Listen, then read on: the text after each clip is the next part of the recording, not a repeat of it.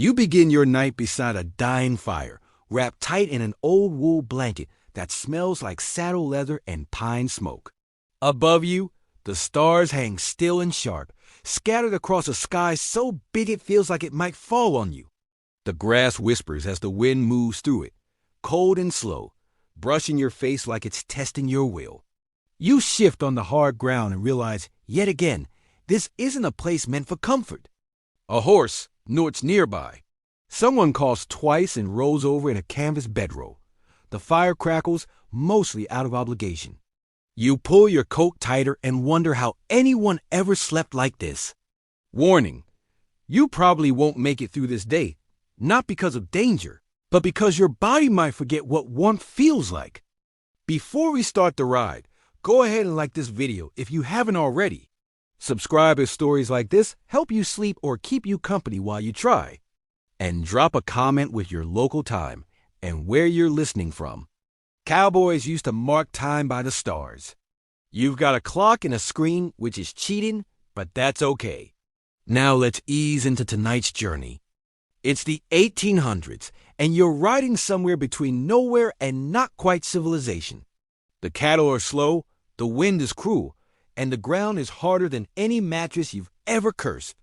You're part of a trail crew dust-covered, bone-tired, half-frozen. There are no lanterns, no heaters, no cabins with hot stew waiting.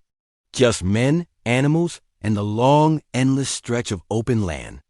Here's the major historical fact. Cowboys often face sub-zero temperatures during drives across the plains, especially at higher elevations or late in the season. Nights weren't just cold, they were dangerous. Hypothermia was a silent threat. And frostbite, that was just part of the job description. Some wrapped their faces in saddle rags. Others just rode faster, like speed would outrun the wind. Your horse breathes steam, ears flicking at ghosts. You lower your hat and sit still, trying not to think about how cold your feet are. The fire behind you fades from orange to ash. One by one, the others settle into their bedrolls, wrapping tight in the canvas cocoons and muttering curses meant for no one. And here's a strange cultural detail for the night. Some cowboys believed that sleeping with a hot rock wrapped in cloth between the legs would keep core heat steady until dawn. Did it work? Possibly. Did it burn a few holes in bedrolls? Definitely. Historians still debate how many men on the trail slept fully clothed out of fear, or just plain practicality. Some claimed it trapped heat. Others said it kept boots from freezing solid. One thing's certain, no one took their socks off, ever. So here you are, blanket pulled tight, breath fogging into the night, boots crusted with frost. You lie there, staring at stars, listening to wind drag across the plains like a tired sigh. You don't move. You barely blink. You just try to keep breathing slow. If sleep comes, it won't be gentle. But it will come. And when it does, it comes under a sky so vast, it forgets your name. The cold wakes you before the sun does. Your face feels stiff, and your hands don't want to open. Somewhere nearby, a pan clangs. That means the cook's already up, which means the fire is lit, which means you might live through this morning. You peel back your blanket like it's made of iron, sit up, and immediately regret being conscious. Your hat is frozen in one spot. Your coat crackles when you move. You slap your thighs, stomp your boots, curse the sky, none of it helps. But it's ritual. And out here, ritual is half the battle. The other half is keeping your boots dry. You grab your gear and shuffle toward the fire, hoping the tin coffee pot has enough left in it to unfreeze your soul. Major fact for today, on cattle drives, a typical cowboy might get 4 to 5 hours of sleep broken, uncomfortable, and cold. Every night, 2 men would ride night guard circling the herd and singing low tunes to calm the cattle. Stampedes could start from anything a wolf howl, a bad dream, or a sneeze too loud. So the guard sang. Sometimes it was hymns. Sometimes it was just humming. And sometimes it was nonsense words that had rhythm but no meaning. Here's a weird but true tidbit. Some trail hands swore that rubbing animal fat into their boots helped seal in warmth and block wind. It wasn't pretty, and it wasn't pleasant, but it beat losing toes. Others used saddle soap, bear grease, or whatever they could trade from camp to camp. No one cared how it smelled, only whether it worked. Historians still scratch their heads over how these men endured so many nights without better gear. Was it resilience? Was it recklessness? Or was it just a stubborn refusal to freeze before payday? Probably all three. You crouch by the fire, holding your hands over the coals like they might remember what heat is. A blackened pot of beans sits nearby, thick and crusted at the edges. Breakfast isn't served. It's endured. You scoop, chew, swallow. Coffee follows. Bitter and burnt. Perfect. A few men saddle their horses, breathing fog into their gloves. Someone mutters about weather. Someone else spits into the fire. No one talks about the cold anymore. Not out loud. The sky starts to change from black to blue, then blue to gray. Sunlight crawls over the prairie like it's reluctant. You roll your bedroll, tie it to your saddle, and swing up into the coldest saddle west of anywhere. Your joints complain. Your horse snorts, but the trail moves forward, and so do you. It's not glory. It's not heroism. It's just a job. And out here, surviving the night was the first shift of the day. You ride into a brittle morning where your breath turns white the second it leaves your mouth.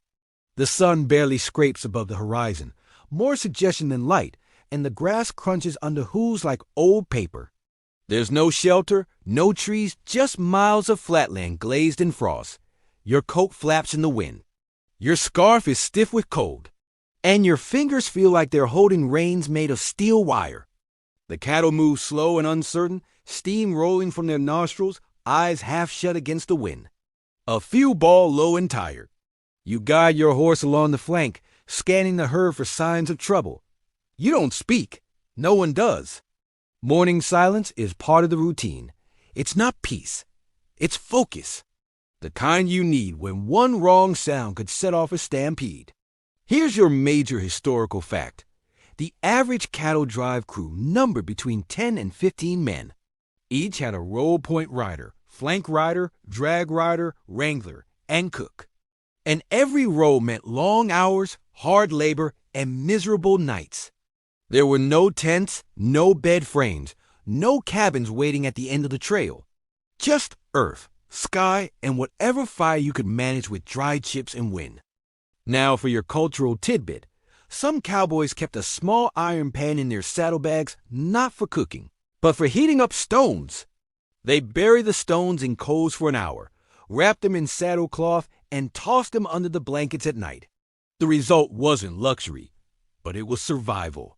The trick, of course, was remembering not to roll onto it in your sleep. Historians still debate how often cowboys dealt with frostbite or hypothermia. Medical records from the time are scarce, and trail journals weren't written for sympathy. Most mention the cold like an annoying cousin always there, always unwelcome, but not worth complaining about. But between the lines, you can tell.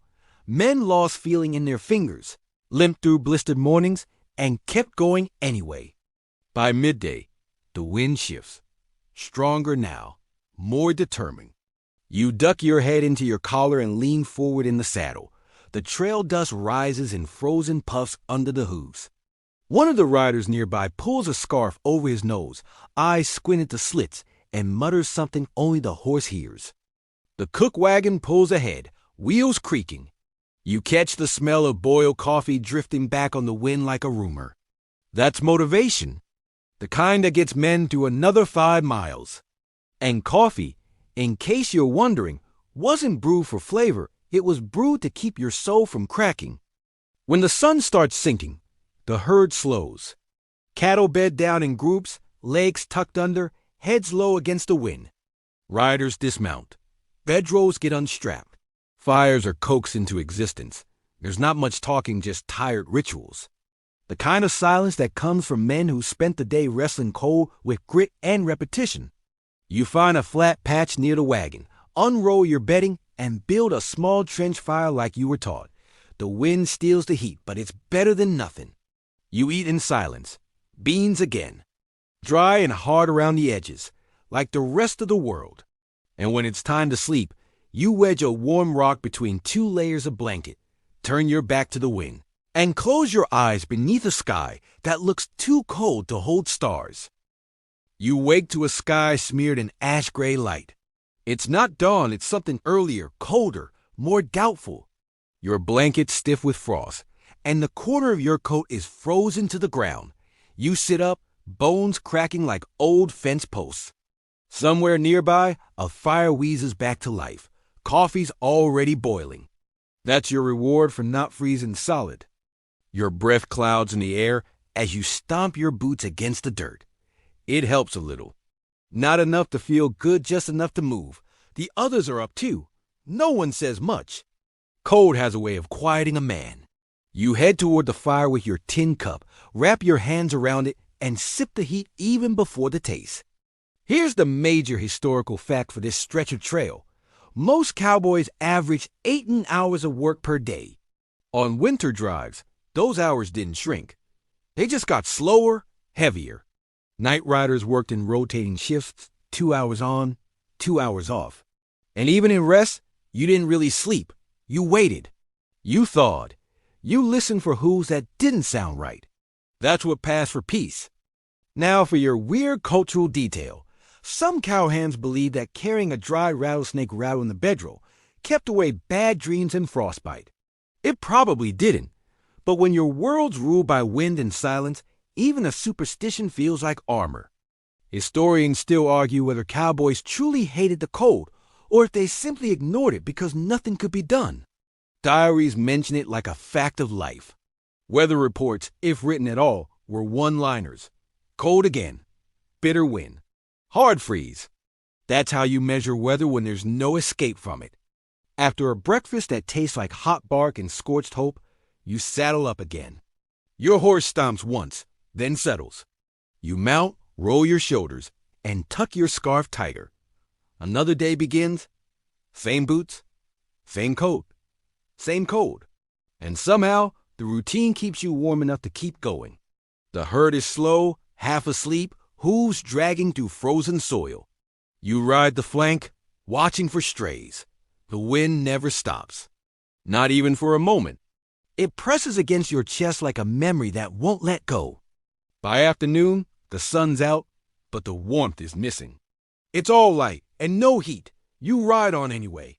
Because stopping means freezing, and out here, momentum is your only blanket.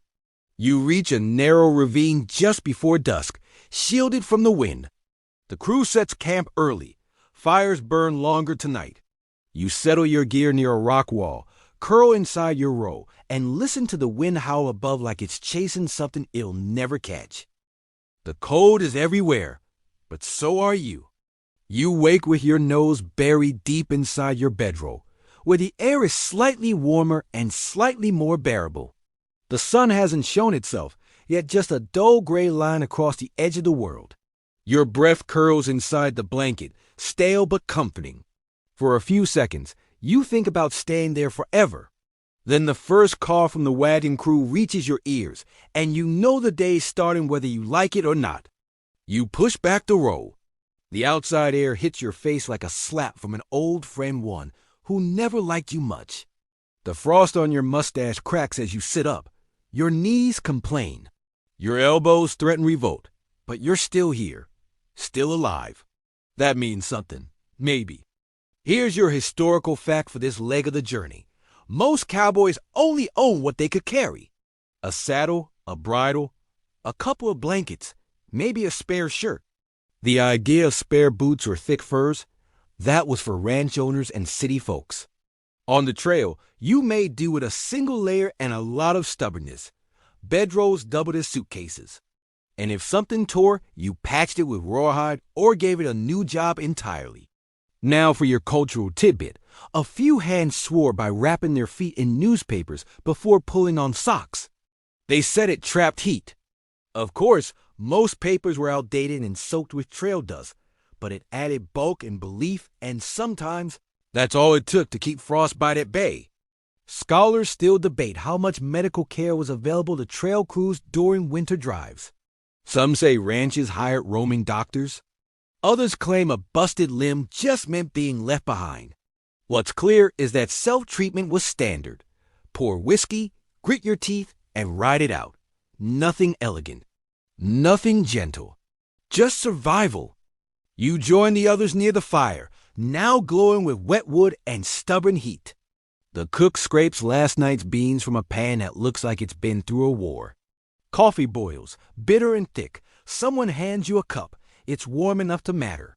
You nod your thanks and say nothing. The herd starts moving slow under a sky that still looks half asleep. You saddle your horse, swing up, and fall back into your place on the flank. There's rhythm to this life. Not comfort, but rhythm, step, snort, wind, breath, one behind the next all day long. Midway through the ride, a snow squall rolls in small but nasty. It doesn't stick, but it stings. You duck your head, tug your hat lower, and grit your teeth as flakes hit like sharp grains of salt.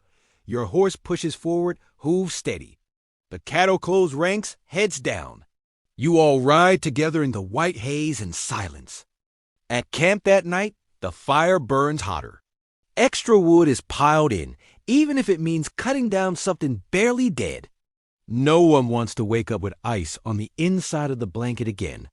You build a tighter trench, line it with stones, and angle the bedroll to catch every bit of heat that dares to drift your way. Sleep comes slow, carried on the back of wind and fatigue. You stare at the sky until it disappears behind your eyelids. You're awake again. You're not sure if you slept or just blinked too long. The stars above haven't moved much. The wind's quieter now, more like a whisper than a shove. You listen. No coughing, no crackling. Just the slow rise and fall of a sleeping camp. You sit up anyway. It's your turn for night watch. You wrap your scarf tighter and grab your saddlebag. A lantern glows faint near the fire pit. You pick it up and mount your horse, who looks at you like you're both cursed. He's right. 2 hours of circling half-asleep cattle isn't anyone's dream job, but it keeps them from panicking. That's worth something. Here's tonight's fact. Night herding wasn't optional. Every drive needed it. Stampedes were real, dangerous, and terrifying. They could flatten a man in seconds, scatter the herd for miles, and ruin months of labor. So 2 men took turns circling the cattle, humming or singing to keep the herd calm. Silence was risk. Sound was safety. For your strange trail tidbit, some cowboys chewed raw onions during cold night shift, believing it kept their blood from freezing. Probably nonsense. But the smell alone might have scared off pneumonia. Historians still argue about the songs used on night duty. Some records show spirituals, others note folk tunes passed down across generations. Most were slow, repetitive, and low enough to carry in the dark. No lyrics needed. Just rhythm. Sound. A thread-tying rider to herd. You circle slowly. The cattle sleep in lumps quiet mounds of breathing and twitching ears. Their bodies radiate faint warmth, not enough to share. The lantern casts a yellow glow that bobs like a firefly. You hum a tune without meaning. Your voice is rough. The sound's enough. The cold creeps in through your gloves. Your knees ache in the saddle. Your horse's ears flick now and then, listening to things you don't hear. You keep riding. One loop, then another, then another. Stars shift. The ground hardens. Your breath thickens. Eventually, a figure rises from a bedroll near the fire and waves a hand. Your replacement. You nod, turn your horse, and ride back. When you dismount, your legs barely bend. You groan as you kneel beside the fire and shove your hands into your armpits. You're not even sure it's warmer, but it's habit. You crawl into your bedroll without a word. The wind's coming back. You pull the blanket over your head, feel the ground under your spine, and think of nothing, which out here is the best kind of peace. You wake slower than usual, mostly because your limbs refuse to cooperate. Your blanket is stiff again, your breath comes out in long clouds, and your shoulders ache like you spent the night wrestling a frozen fence post. Someone throws another log onto the fire nearby. The pop of sap echoes across the camp like a small gunshot. No one flinches. The sky is pale blue now, washed out and indifferent. Your boots are exactly where you left them, half frozen and waiting to test your will. You slide them on anyway, teeth clench, and stamp them into the ground. You tell yourself it helps. It doesn't. Here's your historical fact for the morning. Winter drives weren't common, but they happened especially when spring markets paid high or droughts forced relocation. Crews who worked through deep cold were hardened men, not by choice, but by necessity. Some ranches couldn't afford delay, and contracts didn't care about temperature. When it came to money, freezing toes were just another cost. And your cultural detail today? Some cowboys stuffed corn husks inside their shirts and boots to trap body heat. It was itchy, noisy, and not particularly fashionable, but desperate times called for agricultural solutions. There's even mention of one crew who lined their slickers with burlap, sacks stitched together with wire, innovation at its most uncomfortable. Historians still debate just how often cowboys made fires big enough to get truly warm. Some accounts say large flames drew unwanted attention from rustlers, from predators, from anyone who didn't belong. Others suggest that even when no danger was near, the fire stayed low. Heat was valuable, yes, but so was quiet. You join the crew at the wagon. Breakfast is the usual. Hardtack softening coffee, maybe some salt pork if supplies are holding out. You chew with your jaw half frozen, blink into the cold, and try not to think too far ahead. One day at a time. That's the trick. As the herd stirs, the day begins again. Hooves crunch, saddles creak, cold fingers wrap around reins. You ride forward into a morning that feels exactly like yesterday, except somehow colder. Your horse snorts under his breath like he agrees. Snow begins to fall before noon. Light at first barely visible, then thicker. Flakes like powdered chalk drift through the air, landing in your lap, sticking to your hat brim, clinging to your coat. No one says a word. No one needs to. This isn't good. But you ride on. You pass an old fence post along the trail. Just one, leading sideways like it gave up decades ago. You recognize it from 2 days back. Remember the place you crossed that dry creek bed? It's back. And now it's frozen over. Camp is set early today, near a small bluff. Wind breaks decent, and there's firewood. A few of the crew grab axes and split logs until their knuckles go numb. The cook gets beans boiling again. You heat a stone and slide it deep into your bedroll. It's the smallest comfort, but out here, small comforts are king. Tonight, the snow falls quietly. No wind. Just steady flakes building across bedrolls, saddles, and hats left too close to the fire. You lie on your back, watching the sky through the open flap of your blanket. Stars fade in and out behind drifting white. The silence is almost gentle. Almost. But you know better. Snow means wait. It means damp. And if that damp finds your socks, you're waking up with feet like granite. So you shift, tighten your row, and wedge your knees up to make a small roof. Improvised engineering trial by Frost. Your historical fact for tonight. Many cowboys reuse old army tents, cut into strips, or patched together for emergency weather cover. Not every crew had access to them, but those who did carried the canvas folded tight, ready to drape over saddles or bedrolls when things got ugly. One layer could mean the difference between a rough night and a dangerous one. Now for the strange habit of the night. Chewing tobacco was more than vice out here. Some cowhands used it to numb their lips and throats before night watch in deep cold. Not for enjoyment, just a kind of natural freeze-resistant coating. Might have ruined a few stomachs, but apparently it helped some get through another hour circling the herd. Historians still argue about whether cowboy diets made things worse in the cold. Salt pork, beans, and black coffee don't scream balanced nutrition, and a lack of fresh produce often led to what trail journals politely called winter gut. But when all you had was what the wagon carried, you made do even if it meant chewing jerky so hard it chipped a molar. Tonight's watch falls to someone else. You're lucky. You get the full stretch of sleep, though calling it sleep might be generous.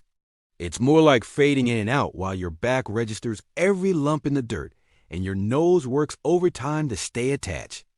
The fire glows low. The snow thickens. Somewhere nearby, a horse snorts and stamps. You hear footsteps. A man pacing. Night Rider doing his loop. His voice reaches your ears. A soft hum. Maybe a hymn. Maybe nonsense. Doesn't matter. It's not silence. And that's enough to keep the herd still. You drift. Not into dreams, exactly, but into stillness. The kind only cold country knows. No clocks, no voices. Just breathing, wind, and the dull weight of snow pressing everything into place. You'll wake again. You always do. But for now, you lie there still, half frozen, and somehow perfectly alive. Morning doesn't come so much as it seeps in. A gray hush spreads across the landscape, slow and heavy like cold syrup. You open your eyes to the same sky you closed them, underflat, pale, and unimpressed. The snow stopped, but it left its mark.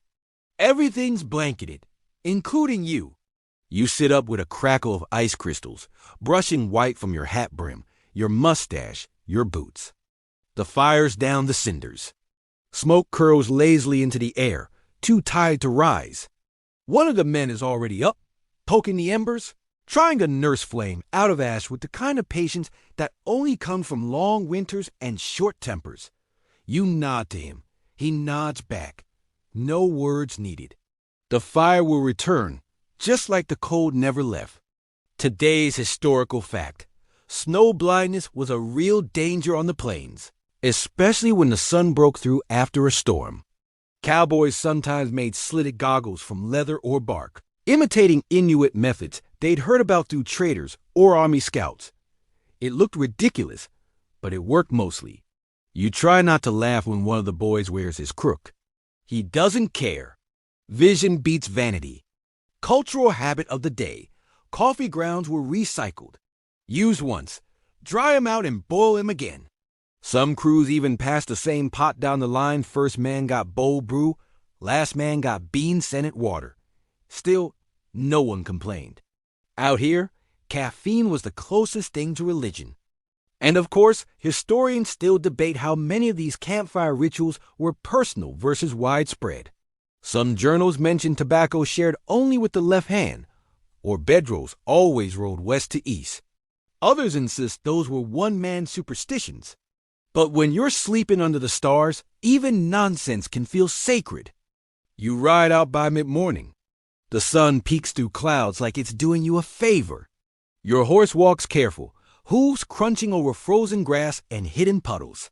One slip, and you both might go down. But he's smart, this one, old enough to know his weight. He picks each step like he's solving a riddle. You pass a grove of leafless cottonwoods. Their branches claw at the sky like they're trying to grab something long gone. Beneath them, the snow's thin. You find tracks deer, maybe, or elk. The prints weave through like ghosts. Your stomach rumbles. Evening's already whispering from the horizon when you find camp. No trees, but there's a hill that'll block the wind. You set your fire low, pull your coat tighter, and curl around your bedroll like it's the only friend left in the world. The sky turns purple, then charcoal. Then nothing. The fire's down again. That's the game. Build it, burn it, build it again. Sparks crackle in the dark like impatient insects. You stare into them while your coffee cools, feeling your breath curl around your beard like a ghost. No one speaking. Not because there's nothing to say, but because silence feels earned. Tonight's historical detail comes wrapped in canvas and boiled beans. Chuck wagons weren't just mobile kitchens. They were morale, medicine cabinets, supply closets, and sometimes confessionals. The cook, often the oldest and most stubborn man on the crew, held the kind of authority that didn't come from rank, just from knowing more than anyone else. His tools? A cast iron pot, a knife that hadn't been sharp in years, and a voice like sandpaper soaked in coffee. Weird fact? Some cowboys warmed their hands by sitting on them, not near the fire on them, inside their coats, tucked between their legs. It was less dignified than mittens, but warmer than frostbite. Out here, Dignity never outlasted cold. As for scholarly uncertainty, there's a long-standing question about how cowboys actually slept through bitter nights. Some records say 2 to a bedroll shared body heat, nothing more. Others claim that was rare, and most men just layered everything they owned and hoped not to die. The truth? Likely somewhere in between. The kind of truth that didn't make it into polite conversation. The stars are out again, flickering above like distant lanterns. You lie back, coat wrapped tight, hat pulled low, and listen to the wind thread through the grass like a warning whispered by the earth itself. Your horse is hobbled nearby, chewing the same dry patch of nothing he found yesterday. He doesn't care about weather, history, or your comfort. He just exists. And somehow, that's reassuring. Someone sings soft nearby.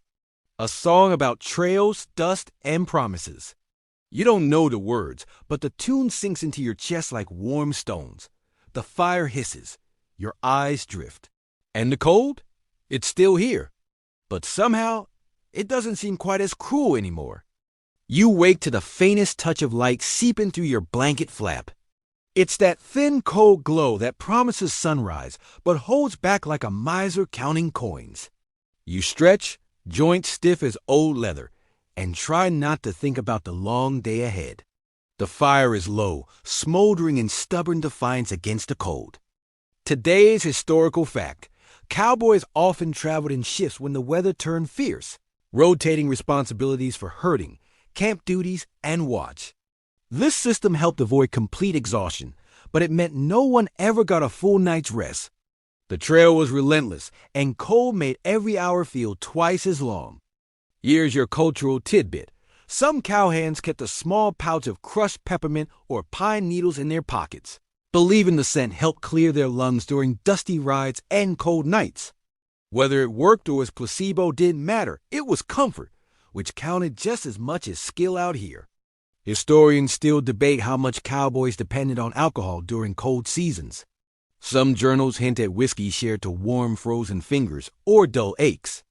Others suggest moderation, noting that intoxication meant slower reflexes and higher risk on treacherous trails. The truth was probably somewhere in between, like most things on the plains. You saddle your horse and step into the morning chill, the world stiff and quiet. The herd stirs slowly, dragging hooves through frost-hardened grass. You pull your collar up, mutter a soft curse at the cold, and fall into rhythm. Step, breathe, watch, repeat. Midday brings little relief. The sun tries but fails to warm the day. A faint haze blurs the horizon, dust mixing with frost and the ever-present cold breath of wind. Your horse snorts, and you feel the dull ache growing behind your eyes dry, tired, frozen. You stop near a shallow creek that's mostly iced over. Breaking the ice, you scoop handfuls of water, letting it drip into your mouth in small sips. The chill stings your tongue, but quenches thirst. Survival is never comfortable. Camp tonight is settled near an old barn skeleton, just a frame of wood sticking out of the snow like a forgotten memory. The wind moans through the rafters, and you pull your bedroll close to the wagon for shelter. The fire burns low, orange glow fighting shadows. Night falls like a cold, heavy blanket, no stars, just black sky pressing close. The wind picks up again, rattling the wagon wheels and whipping at the loose canvas. You pull your hat low and tuck your chin into your scarf. The cold is a living thing, eager and relentless. Historical fact for tonight: cowboys sometimes use buddy systems on the trail, pairing up to watch each other during night shifts and cold spells. This wasn't just camaraderie, it was survival. Keeping watch alone meant battling exhaustion, cold, and creeping fear. Two men together could share warmth, stories, and the odd curse muttered into the dark. Cultural oddity? Some trailhands carried small dried plants or herbs tucked into saddlebags or bedrolls. These weren't for cooking. They were for warding off sickness or bad luck. Whether belief or habit, it shows how superstition and necessity intertwined on the plains. Scholars still debate how often cowboys got real rest during long drives. Many accounts describe dozing in fits and starts, broken by cold, noise, or duty calls. Sleep was a luxury often traded for another hour of warmth, another mile pushed. You sit by the fire, coffee steaming in your tin cup.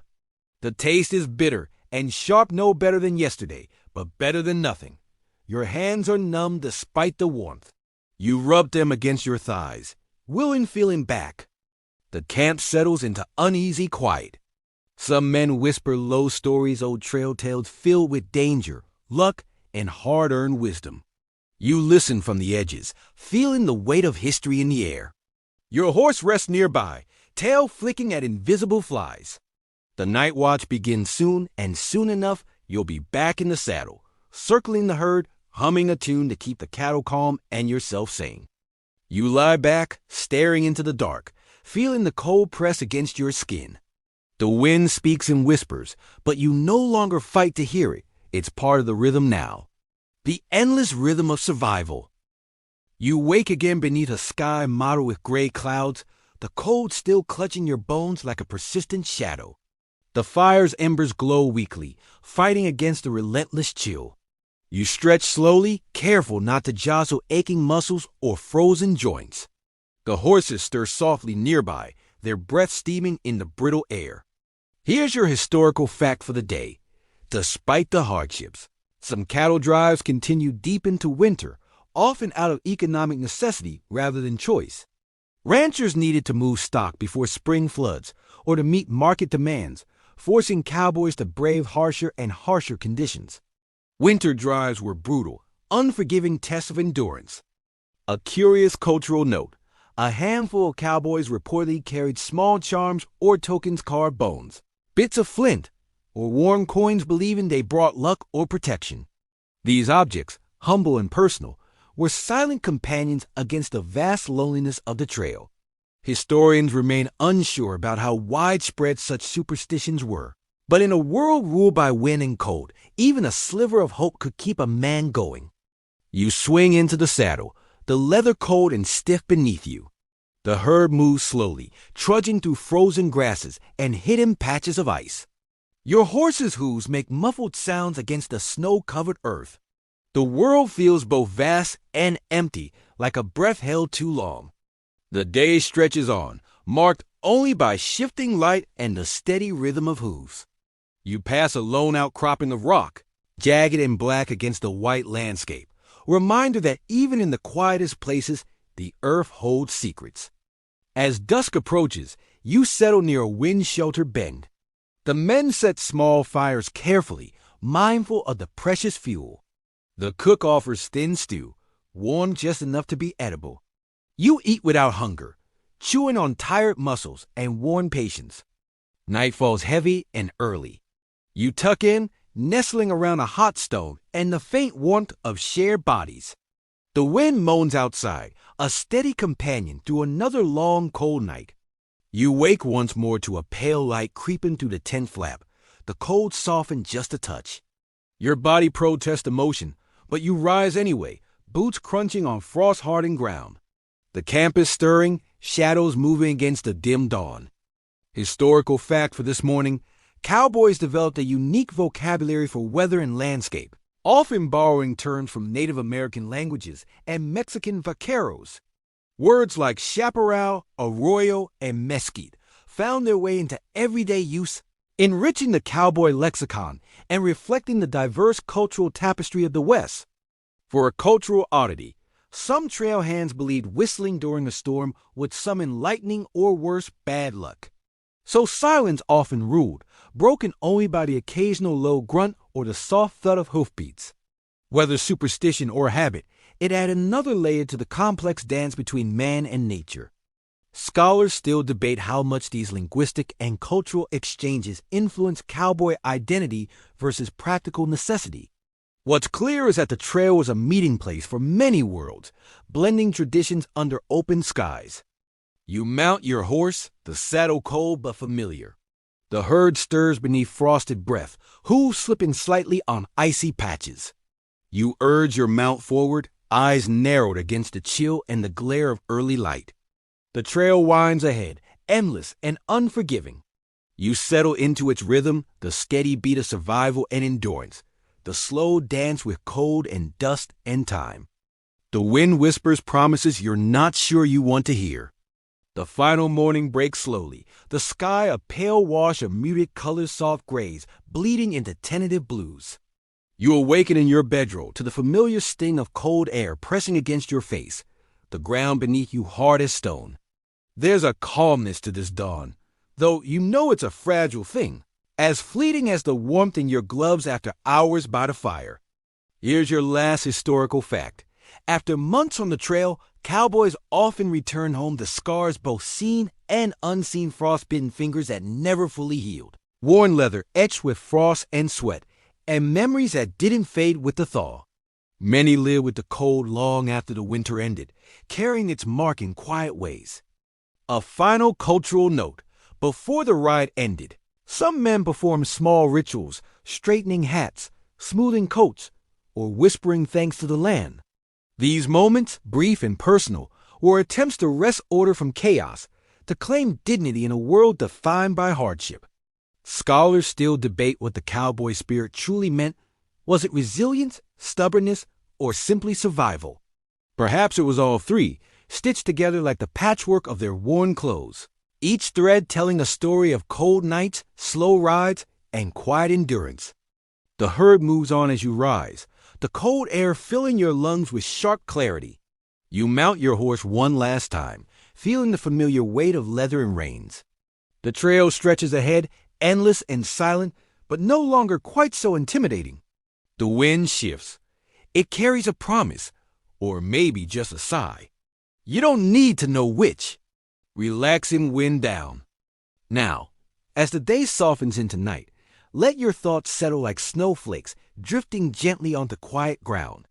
Imagine the vast plain stretching endlessly beneath a wide, open sky, empty, but for the slow, steady rhythm of your own breath. The cold no longer bites, but wraps around you like a familiar blanket, not harsh but gentle, a quiet companion in the stillness. Feel the weight of your tired limbs ease, the stiffness melting into warmth as the embers flicker low and the wind hums a soft lullaby. The world slows, moving with a tender grace, like the fading light brushing softly over frost-kissed grass. There's nothing to chase here, no urgent call, only the slow, peaceful beat of survival and endurance. Your mind drifts, unburdened and calm, as if wrapped in the quiet embrace of a long, cold night finally yielding to dawn. Rest here now, beneath endless stars, where time stretches wide and soft, and the promise of warmth lingers just beyond the horizon. Let your thoughts grow still and your heart quiet, carried gently on the whisper of the wind. Sleep well and know the trail waits patiently for your return, always open, always steady, and always silent.